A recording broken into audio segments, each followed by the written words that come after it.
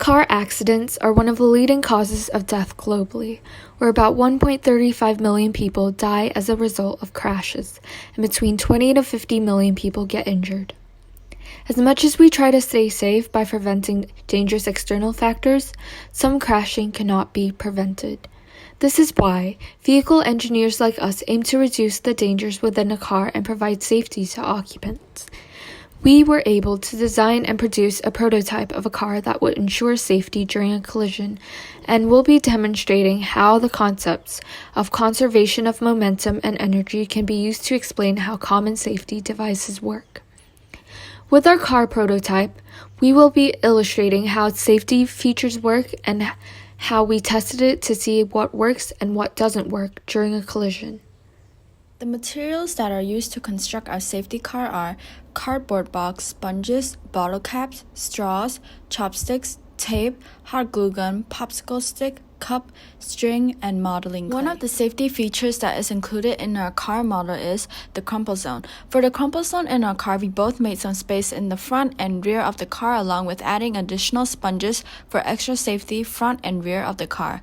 The crumple zone can help improve our car safety through help increasing the time of force impact, allowing the car to stop slower rather than suddenly as a collision occurs, which can help the passenger in the car to feel less force, reducing the injury. Seatbelt is also another essential safety feature that is included in our car, where it's the string that is attached to the seat of the car. Looking into a situation, our body travels at the same speed as our car, relating to the law of inertia. If there will be a collision that occurs upon the car without a seatbelt, the passenger will be impacted by the collision force, changing the acceleration of the passenger that can make the passenger experience serious injuries such as flying out the windshield of the car. So, having a seatbelt in our car can help restrain the passenger from flying out of the windshield. Another important safety feature of our car is the airbags, where we had put in the sponges in several places in our car, such as the roof, steering wheel area, seat, and along with the rear seat of the car.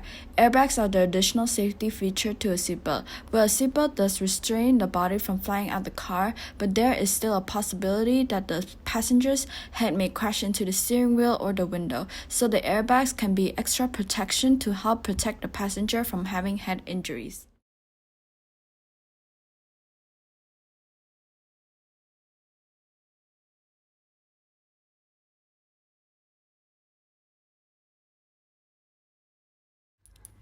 We designed our prototype car using the engineering design process. Firstly, we identified that the problem we are trying to solve is how to provide safety for a car during a collision, and we researched on the problem. We looked at many real car designs, mostly sports cars, to brainstorm how we And then what are the safety features? We have a seat mount and airbags. After carefully making it, we finally tested it. And then it Connected to a car representing a passenger, and the car would get hit by a pendulum and hit the wall. To see if the car truly provides safety after that test, we will observe it as a fact. In our first trial here, we see that the pendulum directly hit the front of the car, which caused it to lift off the ground very quickly. The egg did not budge when we checked after how it did crack. This meant that there was a problem in our design, most likely from the energy exerted on the front of the car, because the egg did not move, yet cracked, but the only part of the car that got hit was the front of the car. After that test, we realized that everything else was fine, and we needed to improve how the car absorbed the energy. Okay, it's alive. Too much energy was transmitted to the egg. So we tried to add sponges directly on the front and the back of the toy car, acting as a crumble zone, although we already had sponges on both sides inside the car. With the second design, we were successfully able to go through 3 trials without the egg cracking. We can see clearly that the impact on this prototype was way less than the first design.